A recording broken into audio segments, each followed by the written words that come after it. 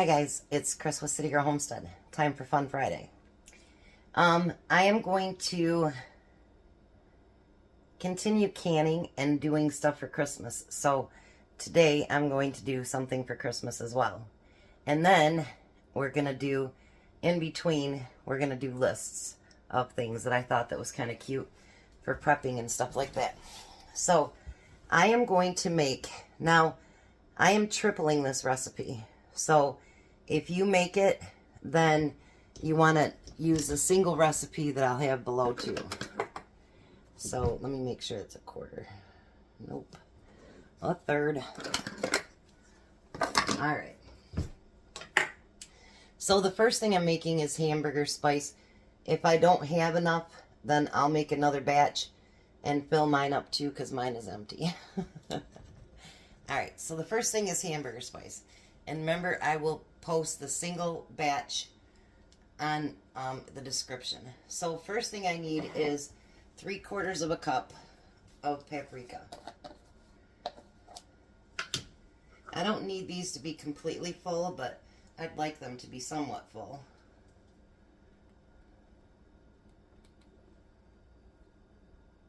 So there's a half and a quarter. And this hamburger spice, you guys, is like the best. I put a little bit too much in there. So we're going to put some of that back. Then I need a half a cup of salt. I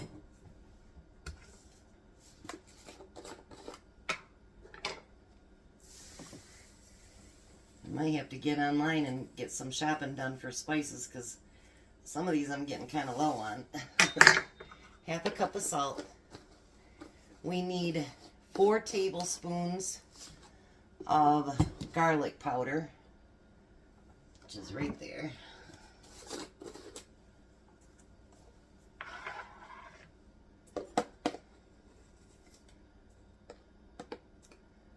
One, 2, 3, and 4. And then we need 4 tablespoons of onion powder.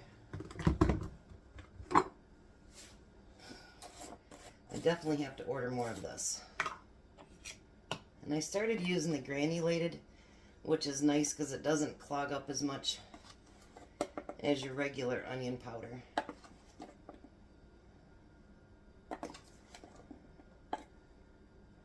And then we need 4 tablespoons of pepper. I'm hoping I have enough pepper for both recipes because this is all I've got. So we got 1, 2, 3, and 4.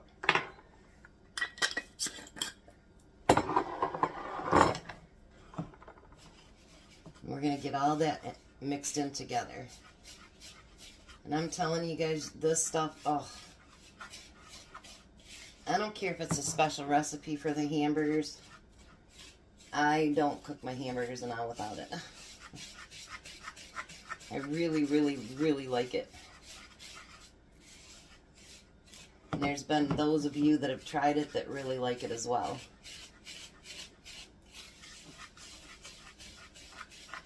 You could use this on steak as well, but I just use it on my hamburgers. Because Tom, I was making my own steak kind, but Tom actually he likes that one spice that I buy for hamburgers, so, I mean steak. So, we are going to, I've got 1/2 pint jars here. Whoops. I'm going to do a big scoop first, and then we'll go back and fill the rest. And I'll use it up completely. If I have to make up some more later for myself, that's fine.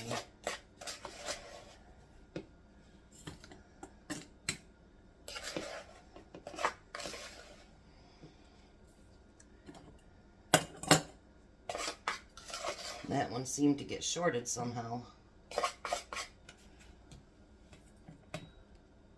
Alrighty.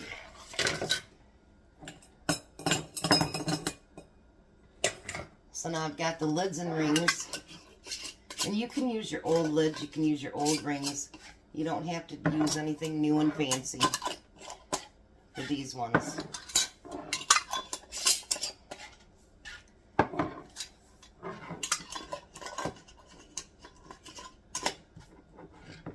Alright, so we're going to put, I've got these Homemade with Love that I'm going to put on the top. This says Hamburger on it.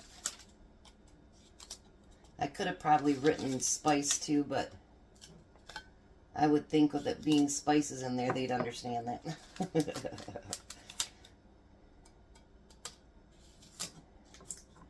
That wasn't a very straight job at all. But it ain't going to come off yet now either, so we can just get it put underneath there and it'll be fine. So there we go. Alright, let's do a list and then I'll clean up my mess and then we'll go to the next one. So, 15 essentials the Amish have to survive. Do you?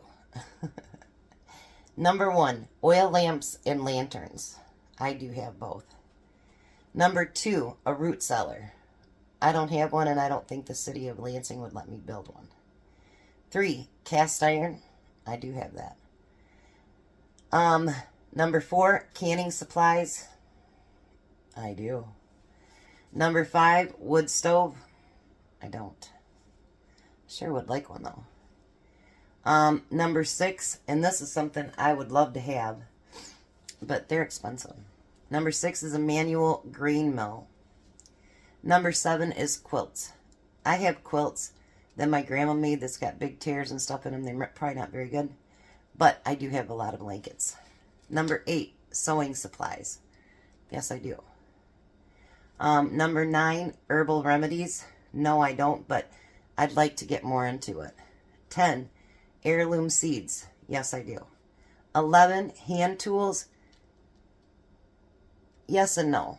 I don't think you can ever have too many of those, and so I would put no. 12, gardening tools. I've got one of those little hoe things.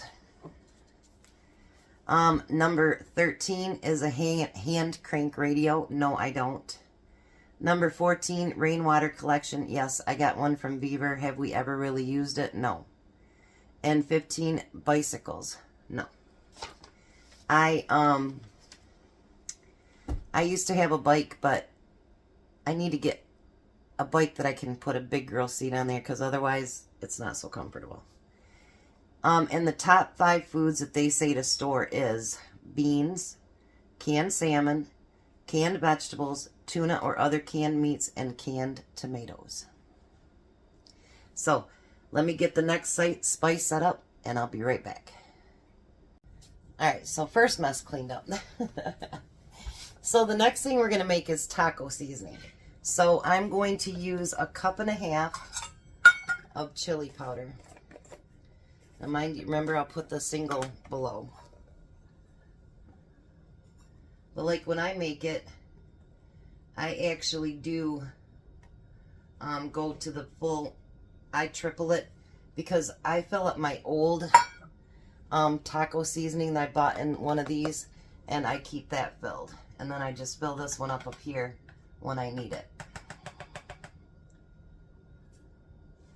Alright, so we need a 1.5 cups of chili powder. I need a 1/2 cup of cumin. Remember I bought that cumin, $2.75 up at the Amish store. So we need a 1/2 cup of cumin. I'm telling you, after you make your own taco seasoning, you won't buy those packets anymore, because you won't have all the junk in them. And then on top of that, I need a tablespoon.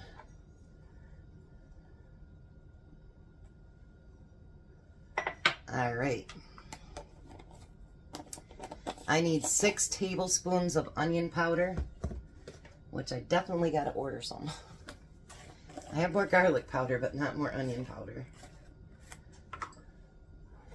So I need 6 tablespoons of that.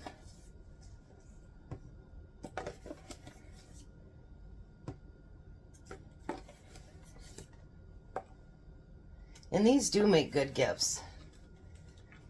You know, especially if you know people that cook it all. You know what I mean? It really does make a really nice gift.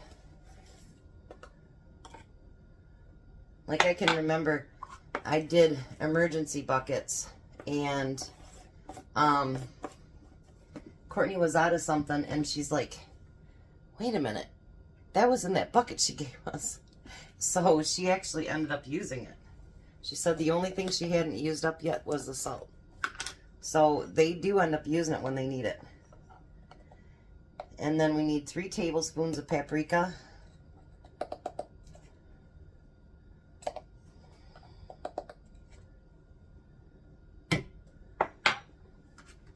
I can't believe how fast I go through paprika and chili powder too. It's just crazy. And then we need 3 tablespoons of pepper. I definitely think I'm going to have enough.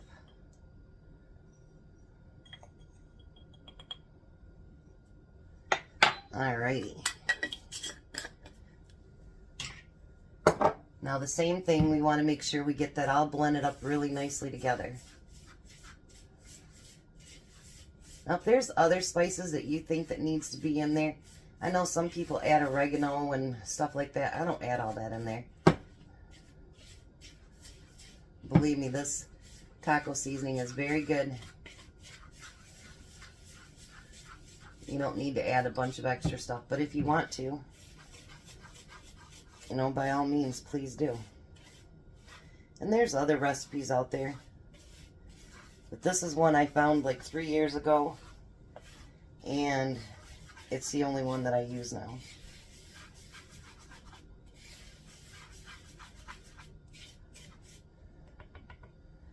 Look how beautiful color that is. Beautiful! Alright, so we're going to do the same thing. Bring all these jars up here. And I'm going to start out with a scoop. Just like last time. Except for this time, I think I'll be able to fill them all the way up. And maybe fill up mine too.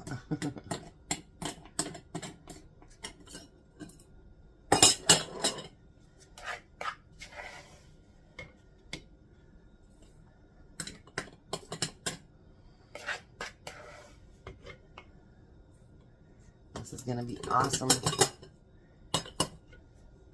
I made them all spices a couple years ago and they did use them all up. So it's definitely not something that goes to waste. And most people eat tacos. Not everybody, but most people do. At some point, or some kind of form of taco seasoning. Alright. I know I just thought about what I was going to do for today and I forgot. So I'll save it for another day.